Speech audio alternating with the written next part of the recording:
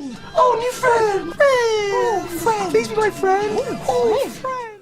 Hello and welcome to Cheap Shot Entertainment. This is your review of Summerslam 2018. It took place on the 19th of August and I watched it right here at Cheap Shot headquarters with all of my friends, including Woody and the big boss Tom Priest, which you will hear from time to time. We did originally record this with Woody in the background, giving his views on SummerSlam. However, the footage was damaged in processing, so here you are and here I am with your SummerSlam review based on what I can remember of it, basically. Pre-show, two matches that we didn't even watch because we were doing something else. I think we were watching previous SummerSlam matches like we usually do. We usually pick some good matches and just watch them before the show. So Rusev and Lana versus Almas and Vega. I believe that Vega got the pin on Lana, so Almas and Vega rather won that match on the pre-show. The Cruiserweights, Cedric Alexander retained against Drew Gulak. Unfortunately, I quite like Drew Gulak. Anyone who can get a PowerPoint presentation over with the fans deserves more title shots and definitely deserves the purple title with the silver plate on the front of it in the future. So hopefully Gulak will get another shot at that and take home the championship at some point in the near future. Raw Tag Team Championships are on the line. You've got the B Team, which is Bo Dallas and what's his name now? I can't even remember. Curtis Axel. There you go. It's got so many different names. It's been unbelievable. Curtis Axel and Bo Dallas, the B Team, the Raw Tag Team Champions, beat the Deleters of Worlds for the titles, and they've been on a bit of a roll since then. So yeah, they've still got the championships after beating the Revival, who have not been much of a revival since going up to the main card because they've got injured and then they've come back and they've been a bit of jobbers. So yeah, jobbing to the B Team, who have a name befitting of jobbers. But there you go. That's the pre-show. That's nice and quick. That's done. And so going on to the main card, we look at the running order. We're going to go through it in order and I'm going to put it beside my predictions for the matches. So we've got the Intercontinental Championship on the line. We've got Dolph Ziggler, who is the champion, having beaten Seth Rollins a couple of times, including in the 30-minute Iron Man match at Extreme Rules, I think it was, which was the most Extreme Rule in the whole show, but it wasn't dead extreme. Well, there you go. Anyway, Dolph Ziggler's champion going against Seth Rollins, and Dean Ambrose makes his return, looking like mini Triple H in this one, coming back looking decent. He's cut his hair off. It was receding anyway, so it's about time he did that. And yeah, Seth Rollins is in the corner of Dean Ambrose is in the corner of Seth Rollins, as well as McIntyre being in the corner of Dolph Ziggler. I get the feeling they're protecting Drew McIntyre a little bit here. He's gone off with an injury. They want him back on TV. He's gone straight from NXT before his injury to the main roster after his injury, so I get the feeling they're protecting him a little bit just to show people that he is there and he is going to be available in the future. Obviously, usually when a person or a wrestler gets put in as a bodyguard or something like that, they usually have a feud with the person who they're bodyguarding, who they bodyguarded previously. So expect a Drew McIntyre Dolph Ziggler match again in the near future. I'm going to predict that. But yeah, a good match. I thought that their 30-man Iron Man match was decent as well. The crowd didn't get behind it, so obviously the wrestlers, the performers in the ring, and it's no different to being on stage, the performers in the ring probably didn't put on as good a show as they could have, but I thought it was a good match. It was solid. It was a decent 30-minute Iron Man match that they had previously, and this one followed suit. So they've gone from the main event on one card to the following being the first. Let's think about that. We've got Dolph Ziggler, former World Heavyweight Champion. We've got Seth Rollins, former WWE Champion, on the first match of the night. But good match overall, really solid, good way to kick off the show. And, of course, your winner, Seth Rollins, who I didn't mention before. So, Seth Rollins is your winner, new Intercontinental Champion. I was a little bit surprised by this because I had Dolph Ziggler retaining and Rollins going up to the main event. However, with Dean Ambrose being back, I see perhaps a potential heel turn for him, and going against Seth Rollins or Roman Reigns, who is your Universal Champion at the moment, for a championship of some kind, breaking up Shield 3.0 in the near future. So on to the SmackDown Tag Team Championships.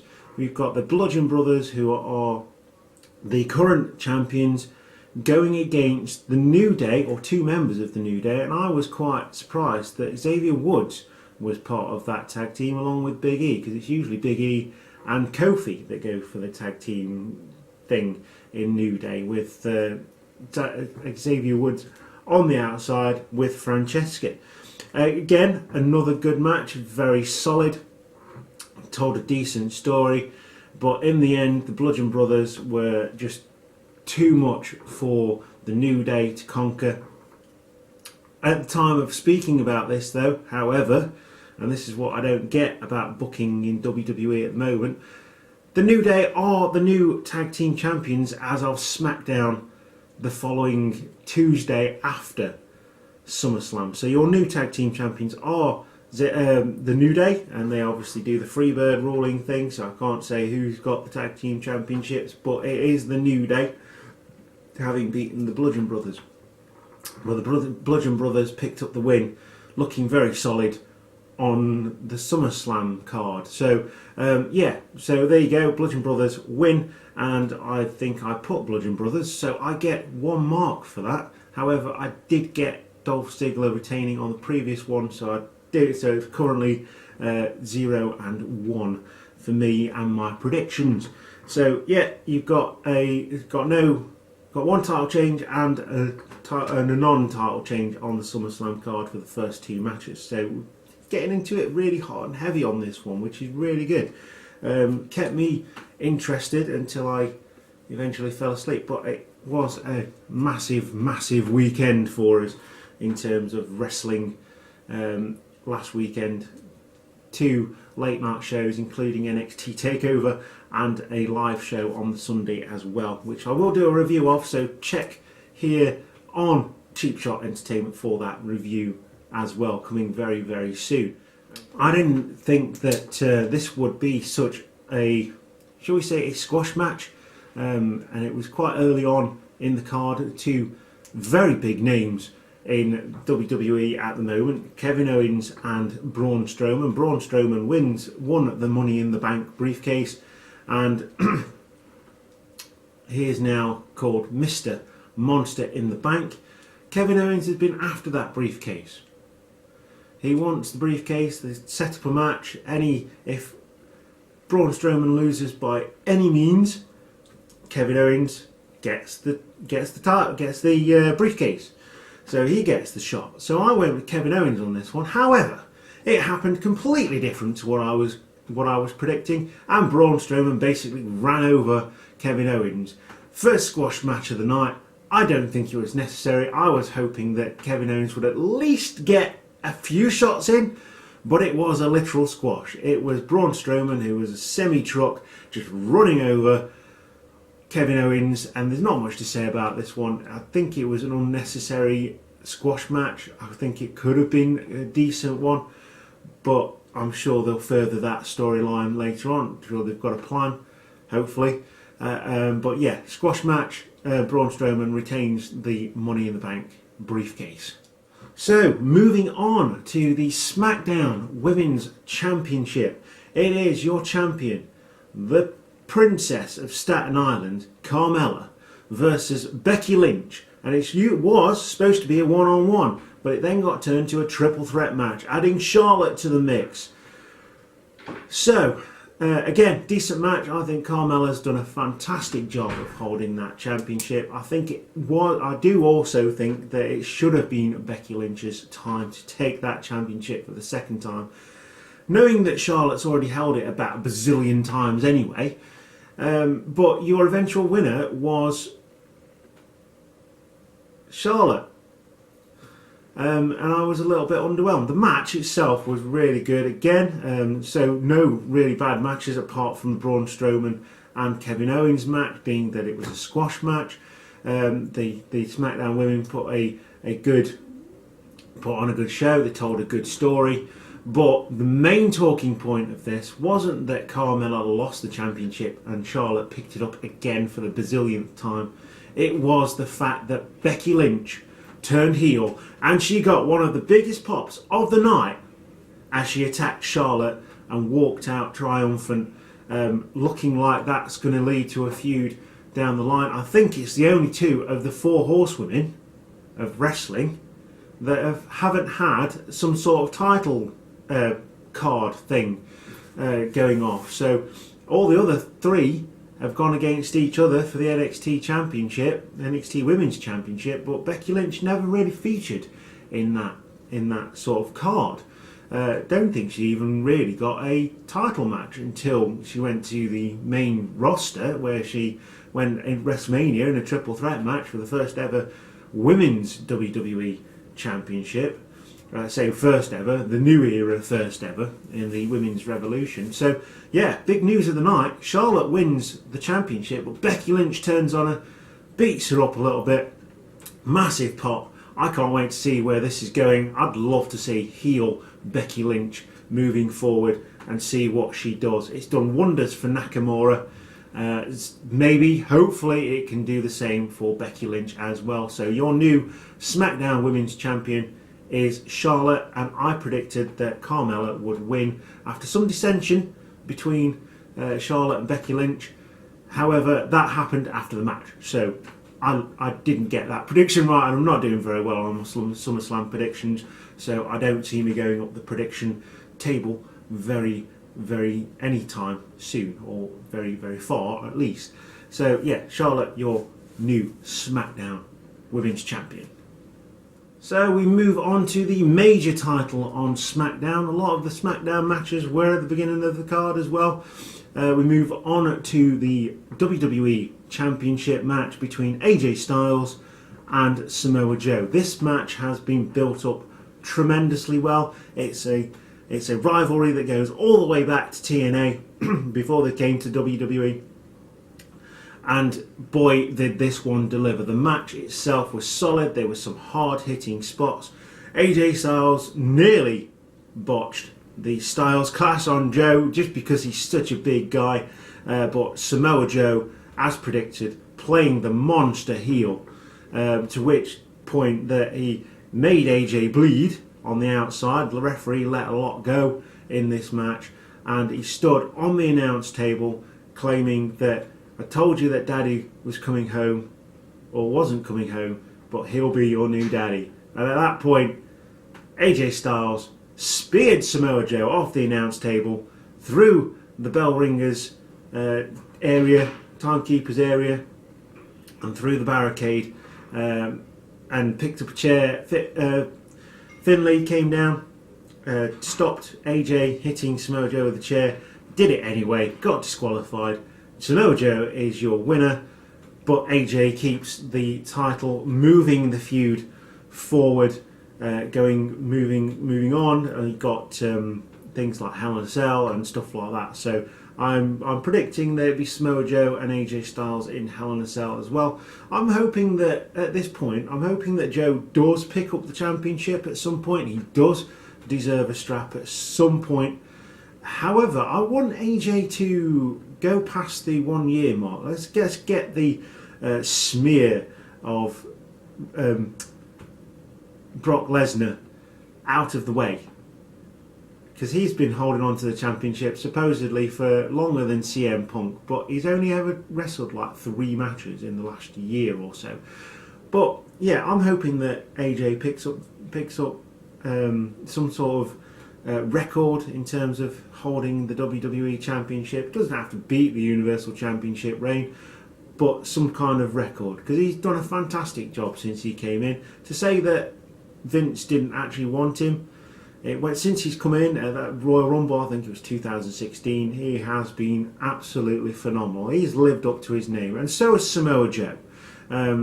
Dominated NXT, had a massive feud with Nakamura, and then went on to the main card and continued where he left off. WWE's talent pool at the moment is just brilliant. Just hope that they're going to start using that. SmackDown tends to do a little bit better with these things and drive storylines forward.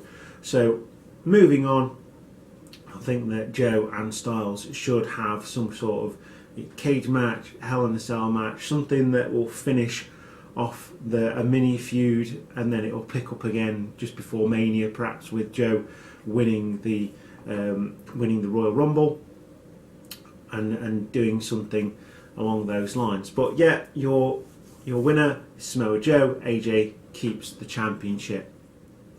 So The Miz versus Daniel Bryan, a match that has been 8 years in the making, ever since Daniel Bryan was the understudy to Miz's mentoring on the original concept for NXT, which was a reality TV show. And look where it's come now. 8 years in the making. Obviously, the roles were reversed. Daniel Bryan going in as SmackDown general manager, and obviously flaunting his authority. Miz cutting that mad promo on talking smack as well on Daniel Bryan, and talking about how he's not wrestling and things like that. And it just got Daniel Bryan's back up. There's just one shot after another, and it's been building and building and building. Yeah, really solid match. Miz picks up the win after some dirty underhanded tactics. Obviously, Maurice, I didn't mention, is outside in the crowd with a buggy. Obviously, Maurice and Miz have just had a child. There's no baby in that buggy. Maurice did hand the Miz something, I think some brass knucks. Daniel Bryan was going to do a suicide dive onto Miz. Miz clocks him with the brass knucks, and Daniel Bryan is out. He manages to get the brass knucks back to Maurice. Multiple camera angles show that he had something, but Miz picks up the win after some dirty heel tactics. Again, I got this one right. Fantastic. I got one right, which was brilliant. So I was quite happy. Again, it furthers the feud. We've got Hell in a Cell coming up. It could go a bit further than that. You do have you used to have Extreme Rules at the end of the year. I'm not even sure what's happening. You've got TLC actually, haven't you? Do they still do? I don't even know if they still do TLC, but there should be some kind of match to separate these two, some kind of grudge match moving forward as well. So Miz picks up the win. Daniel Bryan sulking backstage.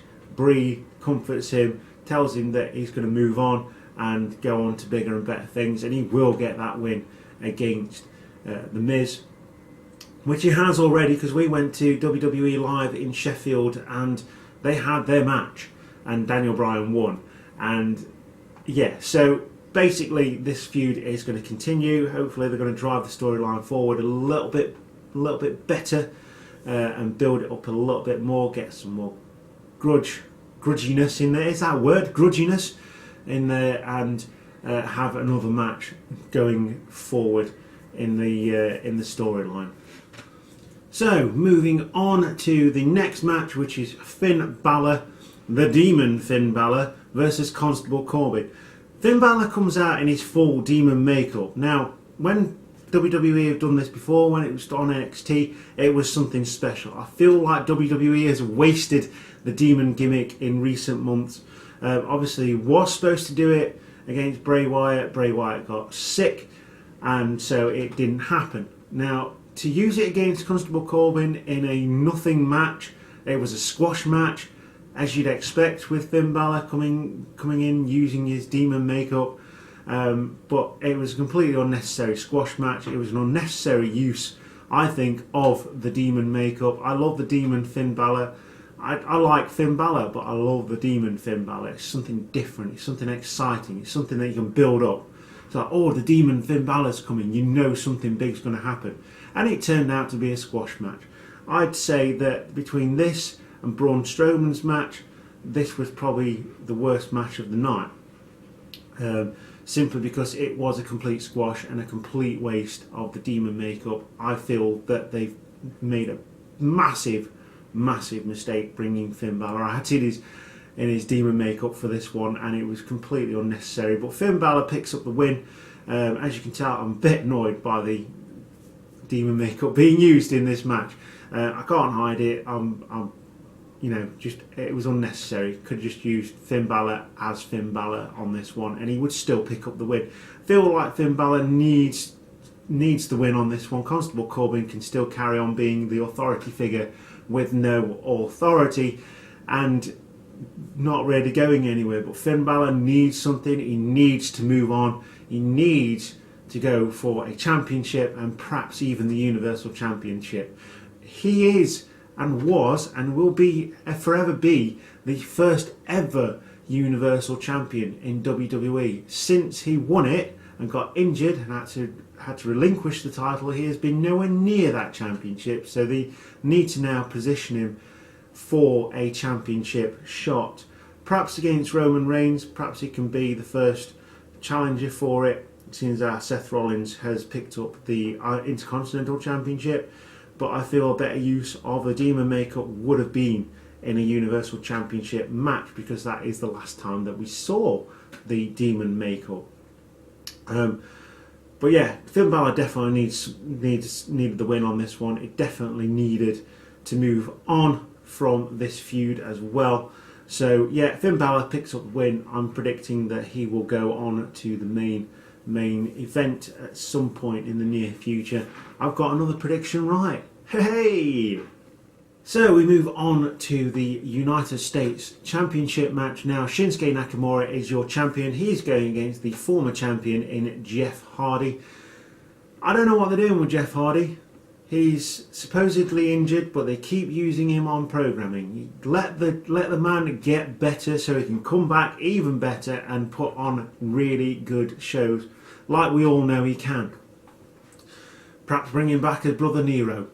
I don't know, but they need to just let him get better from whatever injury he's carrying. Shinsuke Nakamura, basically, well, Shinsuke Winsuke, basically. I like Shinsuke Nakamura as a heel. I liked him as a face, but I think he's much better as a heel. He works. Emphasis on Naka, put a K in front of it, and there you have pretty much his whole moveset. I love the fact that they call it the Ping Chasse as well. But yeah, long story short, Jeff Hardy gets a few moves in. Nakamura gets the upper hand.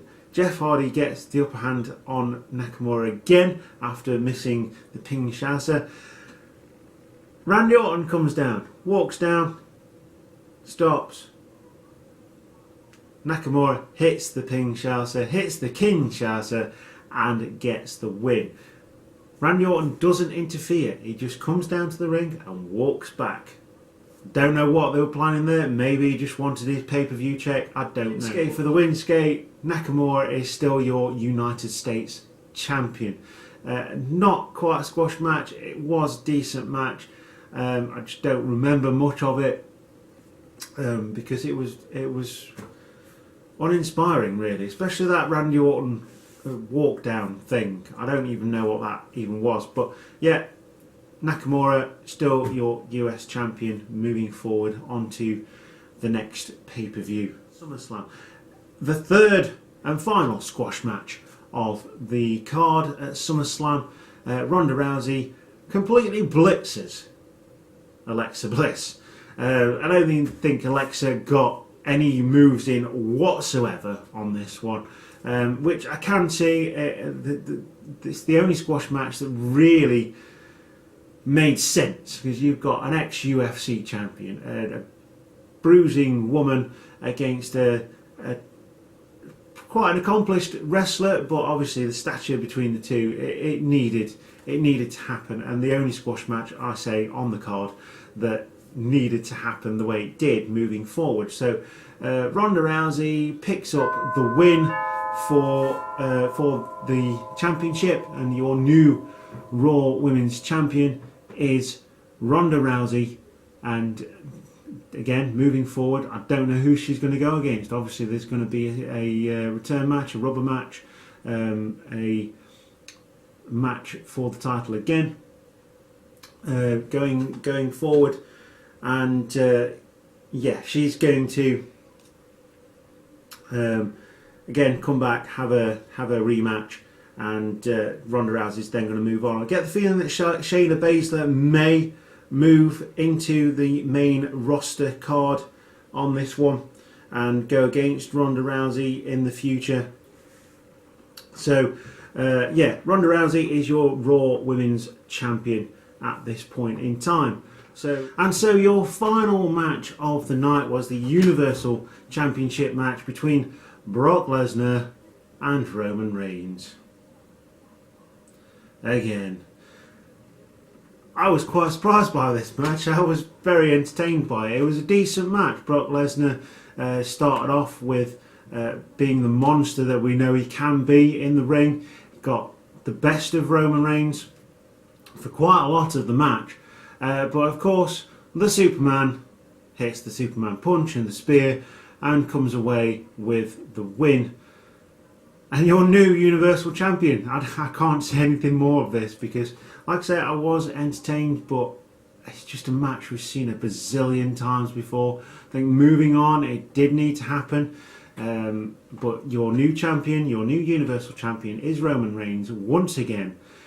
Something that I should mention as well, something that happened before the match, is that Braun Strowman came down with his Money in the Bank briefcase, claiming that he wasn't going to sit back and cash it in when people weren't there or weren't on notice, but he was going to wait for his opportunity. But he still would have cashed it in at the end of the match, so there was no point in doing that. That's the second boob that WWE made in booking, I think, in terms of character development that they made during SummerSlam. The first one being Finn Balor wearing the demon makeup, and the second one being Braun Strowman coming out before the match. I can understand where they were going with it. I would have personally liked to hear that music hit at the end of the match and seen Roman Reigns' face when the music started with Braun. That's the way it should have happened. Now, if then Roman Reigns to hit the Superman punch and the spear before Braun cashed in his Money in the Bank for that one, then I would have been happy with that. Braun would have still gone away with the Money in the Bank to cash in later on, and Roman Reigns still would be Universal Champion, and Brock Lesnar would be gone for the time being anyway. That being said, I do believe that Brock is planning on staying with the WWE, which does surprise me a little bit. But there you go, Roman Reigns is your new Universal Champion, and Brock Lesnar goes away with his tail between his legs, basically. So that is your SummerSlam review. I'm sorry I couldn't get the original video going with Woody. We had some good points to make, and so Woody obviously joined in with those points, and we bounced off each other, and it was a good dynamic to do a review. Overall, I think SummerSlam was a success. Apart from the 3 squash matches, obviously the Ronda Rousey squash match was a necessary evil in terms of that one, but I think it was unnecessary to have 3 squash matches. I certainly would have expected more from Kevin Owens, knowing what he's given to the company in recent years. I would have expected more from him, but overall, it wasn't really a bad match on the card. It was entertaining from start to finish, and I think the right people won moving forward and driving storylines onto Raw and SmackDown and so on and so forth. So if you like the video, please click that subscribe button, like the video, hit the notification bell. I don't even know where that is, somewhere down here. And yeah, join us on Cheap Shot Entertainment. We're on Instagram, we're on Facebook, and we are on Twitter. So get in contact with us. Let us know what you'd like us to do with the show, and or ideas that we can put into the show. We're going to be playing some video games. We've already done that. We're going to be doing some movie reviews, and we're going to carry on doing our wrestling reviews as well as the independent UK scene. The revolution has begun, and the revolution starts right here on Cheap Shot Entertainment. I have been Luke. Thank you for watching, and we'll see you next time.